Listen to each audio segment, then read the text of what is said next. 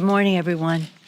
It's with great sadness that I begin this coming together with the tribute to Richard Trumka, a great hero for America's working families. Suddenly, we got the news yesterday that as he was with his family camping, what a sad occasion, but also a beautiful way to pass on for this version of from this version of life. Richard Trumka was always thinking about the workers. Always thinking about the workers. What can we do to give some certainty to their lives, good paying jobs, benefits, working conditions, and the rest.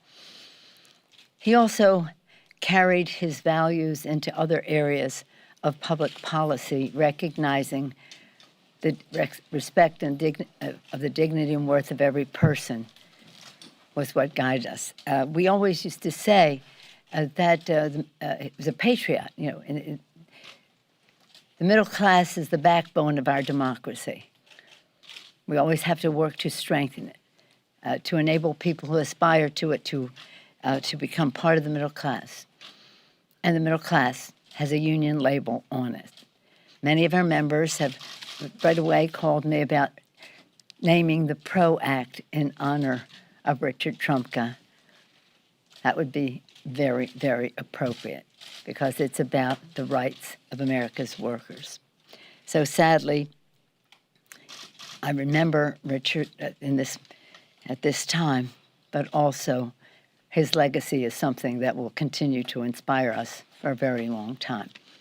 And I know that he would be pleased that yesterday the Congress and the country were, that we were heartbroken about his leaving us. Today we have a big number. 943,000 jobs created is decisive proof that the Biden administration and the Democrats' Build Back Better economy is working. Under President Biden, under the Biden-Harris administration, the Democratic majorities in Congress, we've seen millions of good-paying jobs reported by everybody's at 5.4%, the lowest COVID unemployment rate, the lowest unemployment rate. Unemployment at a pandemic low, as I said, the economy growing at fastest rate in over 40 years, and the share of Americans living in poverty set to reach the lowest level on record. And now we must retain this growth, and we have other things to do. As you know, we are, the Senate is acting on some legislation. We will continue that work when they are finished with theirs. Again, when we talk about America's working families, I really want to commend the President of the United States for his courageous action and informed action on extending the eviction moratorium for a time so that the funds can come through, that renters can be saved and landlords can be paid. Tuesday was a great day of relief for families facing imminent eviction. Could you just imagine families on the streets, baby cribs, personal belongings on the street while people had to find another place to live? And children might have to find another school. So thank you, Mr. President, for the courage and the initiative that you took to extend the moratorium. I also want to commend my members, Maxine Waters, who actually initiated this early on in legislation, the eviction moratorium, as well as the funding for tenants and landlords.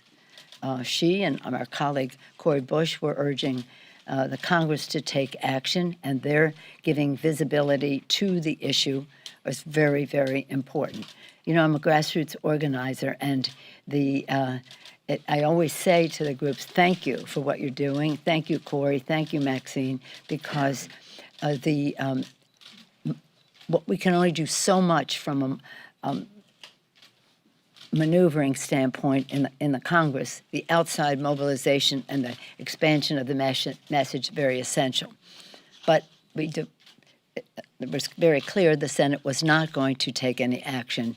We needed presidential moratorium. Thank you, Mr. President. Now our members are in the districts, shining a bright light of transparency on whatever entities there are to release the funds, and also to help people know how to reach out for the funds, because what we're hearing is some people just don't know that they're eligible. As with most benefits, you have to do outreach, but also that, that we would have $46 billion allocated to this and only $3 billion of it spent. Now, some of it has picked up the pace in the last week, but that's what we have prepared members for. They are tasked to do, and they're having some levels of success just because of the public visibility of what's going on there. So help is here, and our members are there to get the money out. Then again, as I say, the Senate members will be back as we have legislation to act upon coming over from the Senate. We watch, as you do, carefully the timing and the actions taken there, and look forward to acting upon what they're. But what we're also doing, as the Senate is acting upon that, our members have been working, and today will be releasing a report on the Voting Rights Act, the John Lewis Voting Rights Act. Today, August 6th, is the anniversary of President Lyndon Johnson signing the Voting Rights Act. So in North Carolina, where Mr. Butterfield is from, and other members will join him technologically, they will be reducing their report on the necessary hearings that were there to make sure that this legislation will be constitutionally ironclad when we go forward. They'll be doing the report with the message that the committees of jurisdiction will be preparing a bill for us to vote on very soon, honoring John Lewis. So again, this is all about passing the For the People Act.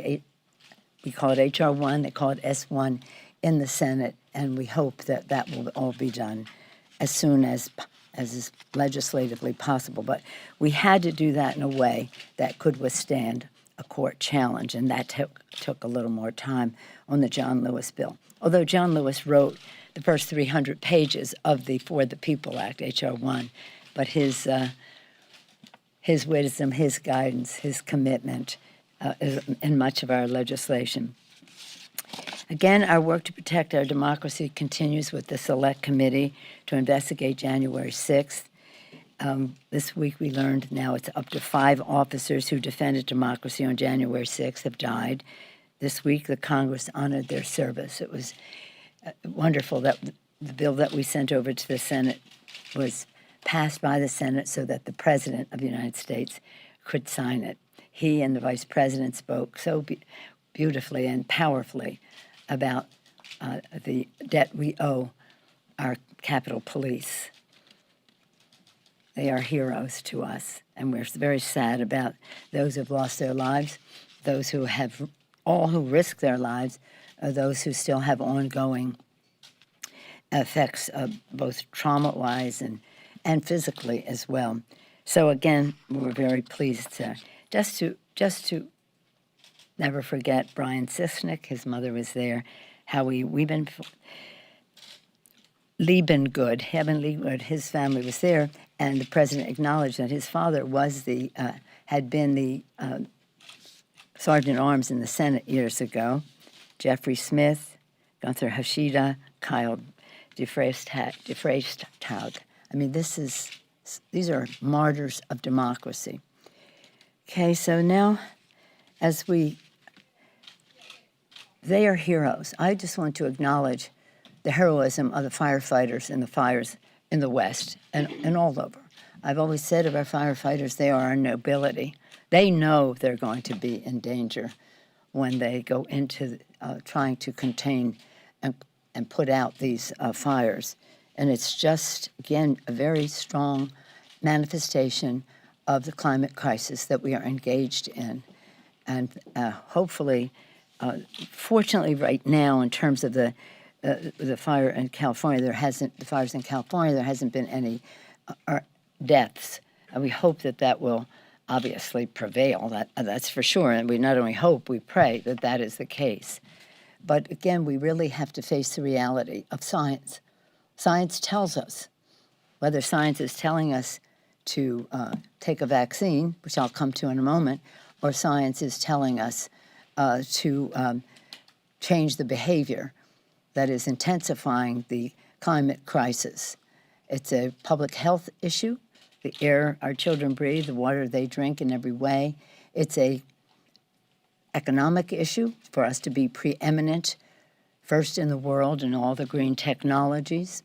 It's a defense issue. Security leaders, national security experts tell us that the migration and other impacts of drought, famine, and the rest, rising sea levels, encroachment of deserts, all of it, drying up of rivers, all of it does have a security element to it. Health, jobs, security, morality. If you do believe, as I, that this is God's creation, we have a moral responsibility to be good stewards of it. But even if you don't believe that, we do understand our responsibility to the next generation to keep the planet safe as we pass it on to them. But time is running out, and we have to have action taken, which has been resisted by some in the Congress and the former, most recent President of the United States. You know, we have an enemy in our midst. It's called COVID. It's called COVID and all of its variant friends. I would really hope, but don't let me hope. I think the most eloquent voices on this subject are the ones we're seeing in the public arena who are saying, I resisted, I'm sorry, I urge you to take the virus, the vaccination. You see these people on TV, they're in hospitals, they're on ventilators, they're saying, I resisted, I regret it, I'm sorry, I urge you to get vaccinated. Again, most eloquent voices, but we all have to be a strong voice in heeding the science, whether it's about mask wearing or vaccination and other public health recommendations. So, and with that, then I want to just say that, again, I come back to Richard Trump, a dear friend of many of us, a friend of all working people in our country. Again, our sympathies go out to his family, and thank them for sharing him with us and sharing him with America's workers. Is that any questions? Speaker Pelosi. Yes, ma'am. Speaker Pelosi. What is your reaction to Representative Bush's strategy of not leaving the House steps, and would you encourage members of Congress to use such tactics moving forward? Well, as I said earlier, mobilization on the outside is very important. My concern, and I, called her, said, hydrate, being the mom that I am, hydrate. And our disagreement was on, we're not calling the members back. The Senate was not going to do it. We wanted our energies focused on the president, the administration, extending the moratorium. But the value of what she did, and again, as I say, as a grassroots organizer myself, the public awareness is very important. You've heard me say a million times, President Lincoln said, public sentiment is everything. With it, you can accomplish almost anything. Without it, practically nothing. But in order for public sentiment to prevail, people have to know. And that was a way for people to know. I was glad that toward the end, she came around to saying, we need the extension of the moratorium, as did vaccine. There was a school of thought that said, let's just go to the floor and lose. I don't go to the floor and lose, okay? And especially hard if you know that there's nothing on the other side. The Republicans on the other side will resist. But I was very proud of the president because he had the confidence in what he needed to, he knew what he had to do, and he had the courtesy of listening to other voices to find a way. And that's what Joe Biden is all about. So this is really a tribute to his confidence and humility, if that's the word to use, to listen to every view, bringing the judgment that he has. But I'm not. People will do what they do, and about one time a week I have a call with the grassroots organizers, just telling them thank you for your mobilizing, for your making the issue better known. So that's part of our system. So I thank her, but I thank the President of the United States. Madam Speaker. Thank you, Madam Speaker. Should the House be prepared to come back from recess to take up infrastructure? And can you explain the reasoning of wanting to hold on to the bipartisan bill until the reconciliation package is passed to the American people who look at this and say, if this bipartisan bill does get through the Senate, it would be a win for Democrats and Republicans. Why not just pass it right away? No, I said very clearly, this is Build Back Better. The President has said he has a vision, and we share that vision. And it's about building back better. So whatever you can achieve in a bipartisan way, bravo. We salute it, we applaud it, we hope that it will pass soon. But at the same time, we're not going forward with leaving people behind. And that's why the physical infrastructure of our country gets a D from the D in some places, a C minus in others, from the American Society of Civil Engineers. So we have to. It's a safety issue as well as an economic issue to create jobs. But we cannot be in the past. We have to go into the future. If you build back better, to build not only the physical infrastructure, but the personal infrastructure, so that you build back better with women. You have childcare, you have, and men, dads need the childcare too, but overwhelmingly women more in the workplace with home health care workers respected so that people can leave home because their family member, whether a person with a disability, child, or older person is cared for, whether it's early universal pre-K, which I love, which is family and medical leave. We have to cross a threshold of understanding how we all can participate in the economic success of our country. All of these things are urgent, and we're going to get them done together. Now, if those on the other side do not support the child tax credit, child care, family and medical leave, and the rest, then we'll do that, and we'll have a full package at the end. Could the House come back early? The House could come back early to take up infrastructure. Well, members could be called back. I'm sorry? Could the House be called back early from recess to take up infrastructure? Did you not hear what I just said? I just a firm answer, so that members could be prepared to come back early. If they pass both, is what I'm saying. Yeah, you just asked me if they're going to be called back to pass infrastructure. If both are passed in the Senate. Well, let's see what happens. See what happens. But right now, again, I don't know if I ever comment on what the Senate is doing except when they say no. And they said no to they were going to say no to the moratorium. But I did say that we're going to do this when we can do it all. Several House Democrats have called for the Capitol Physician to institute a vaccine or test mandate for members and staff. You've previously said that members can't be compelled to get vaccinated because it's a matter of privacy and you can't know who is and isn't vaccinated. Do you still hold that belief, and do you see some merit in a vaccine or test mandate? Well, you only gave part of my statement. What I said was that we are guided and have to be guided by the guidance of the Capitol Physician. He has made those contentions, and when the weighing the equities take us to a different place, I'm sure he will tell us.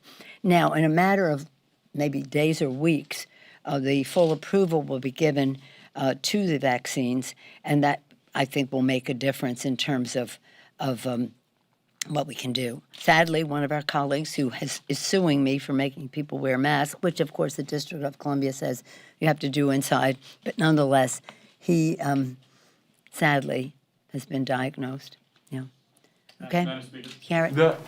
The head of the DCCC apparently presented some polling last week that said if the midterms were right now, Democrats would lose the House.